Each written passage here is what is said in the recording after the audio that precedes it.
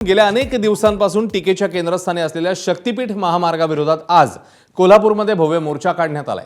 दसरा चौक ते जिल्हाधिकारी कार्यालय असा हा आंदोलन झालं। एक वेळ रक्त सांडू पण शक्तीपीठ महामार्ग होऊ देणार नाही अशी आक्रमक भूमिका आंदोलकांनी घेतली। या महामार्गामुळे शेतीसह ग्रामीण व्यवस्थेवर मोठा परिणाम होणार आहे, तसंच हजारो कुटुंब विस्थापित होतील अशी भीती व्यक्त होती आहे। अनेक गावातल्या शेतकऱ्यांकडून झालेल्या विरोधानंतर शक्तीपीठ महामार्गाचं रेखांकन बदलण्यात आलं, मात्र तरीही कोल्हापुरातल्या 73 गावांच्या हद्दीतनं हा महामार्ग जाणार आहे, त्यामुळे त्याला प्रचंड विरोध होतोय। आज या निघालेल्या मोर्चात छत्रपती शाहू महाराज, शेतकरी नेते राजू शेट्टी, काँग्रेस नेते सतेज पाटील, जयंत पाटील यांच्यासह मोठ्या संख्येने शेतकरी आणि कार्यकर्ते सहभागी झाले होते। आमची शेती जाऊ देणार नाही, आम्हाला पैसा त्यांचा नको, आमची मुलं बाळ काय खाणार आणि ह्या वयात आम्ही कुठे जाणार? ती एक जातीला कुठेतरी पैसे मिळवा, आम्ही कुठे जायचं आणि आम्ही काय खायचं हे आम्हाला सरकारने सांगावं। तर रान जाते आणि आता आम्ही काय रोजगार करूनच खाणार नको, आणि ते पण आमचं जायचं म्हटलं आम्ही जायचं कुठं? आम्हाला पैशाची काय गरज नाही, हाय ते आम्हाला रान पाहिजे।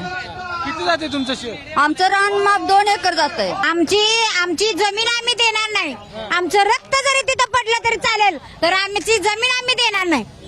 आमची जमीन देऊन आमच्या पोराबाळांनी काय खायचं, मुलाबाळांनी आमच्या नातुंडाने काय खायचं? आमच्या सासू सासऱ्यांनी एवढं मिळवून ठेवलेलं आहे, आम्ही अजिबात देणार नाही। वर्ण करू द्या रस्ता, आम्हाला त्या भरीला घालू द्यात पाहिजे, कारण आम्ही रस्ता होऊ देणार नाही।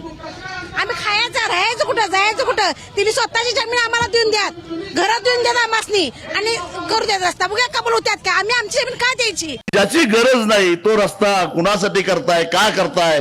कारण यात त्यांना काढायचा आहे पैसा। मला हे कळत नाही की 856 किलोमीटर लांबीचा रस्ता पूर्ण करायला त्यांना 1 लाख कोटी रुपये कशाला लागतात? काय गौड बंगाल आहे? कुणाच्या खिशात हे पैसे जाणार आहेत? सरकारच्या यंत्रणांनाही आमचं आव्हान आहे की लोकमताच्या विरोधात जाऊन असे रस्ते करणं योग्य नाही।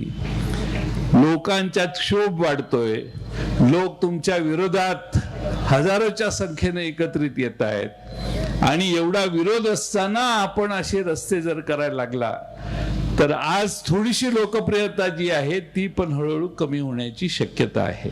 या मोर्चापासून बोध घ्यावा आणि हा शक्तीपीठाचा आग्रह सोडावा। हे आंदोलन गेले 2.25 वर्ष या ठिकाणी विजयराव चालू आहे। हे का चालू आहे? तर या शक्तीपीठची गरज नाही आहे, हे लोकांना सुद्धा या ठिकाणी पटलेलं आहे। शेतकऱ्याला हा शक्तीपीठ महामार्ग नको आहे, तो 12 जिल्ह्यातल्या शेतकऱ्यांना त्या ठिकाणी नको आहे, ही भूमिका सातत्यानं शेतकऱ्यांच्या मनामध्ये या ठिकाणी, आणि म्हणून गरज नसलेला शक्तीपीठ रद्द करावा ह्यासाठी 12 जिल्ह्यातले शेतकरी सातत्याने एकवटलेले आपल्याला पाहायला मिळतात, सातत्यानं रस्त्यावर उतरून संघर्ष करताना पाहायला मिळतात। एबीपी माझा, उघडा डोळे बघा नीट।